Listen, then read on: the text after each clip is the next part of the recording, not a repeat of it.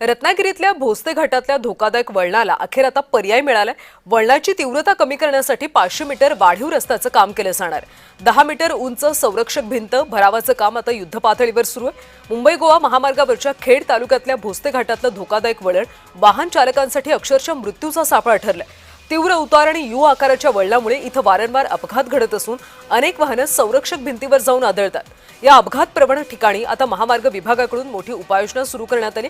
वळणाची तीव्रता कमी करण्यासाठी सुमारे 500 मीटर वाढीव रस्ता, 10 मीटर उंच संरक्षक भिंत आणि भरावाचं काम युद्धपातळीवर सुरू आहे। खेडमधील जो भोसले घाट आहे तो मृत्यूचा सापळा बनलेला आहे। दर आठवड्याला या ठिकाणी अपघात घडत असतात।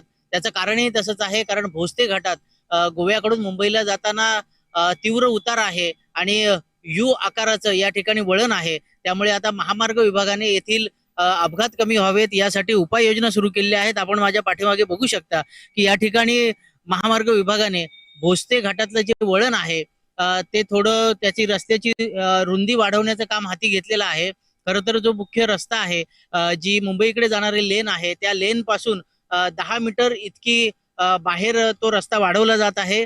10 मीटर उंची इतकी या ठिकाणी संरक्षक भिंत टाकली जात आहे आणि त्यामध्ये भराव टाकून या रस्त्याची रुंदी वाढवली जात आहे। खरं तर या ठिकाणी तीव्र उतार आहे आणि यू आकाराचं वळण आहे, त्यामुळे वारंवार या ठिकाणी अपघात होत असतात।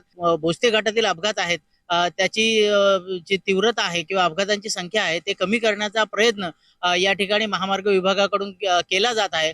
खरं तर पावसाळा तोंडावर आहे, पावसाळ्यात हे काम पूर्ण होणार नाही, परंतु भोसले घाटातील अपघातग्रस्त जे वळण आहे त्यावर उपाययोजना आता खऱ्या अर्थानं महामार्ग विभागाने सुरू केलेल्या असल्याचं आपल्याला या ठिकाणी दिसून येतं।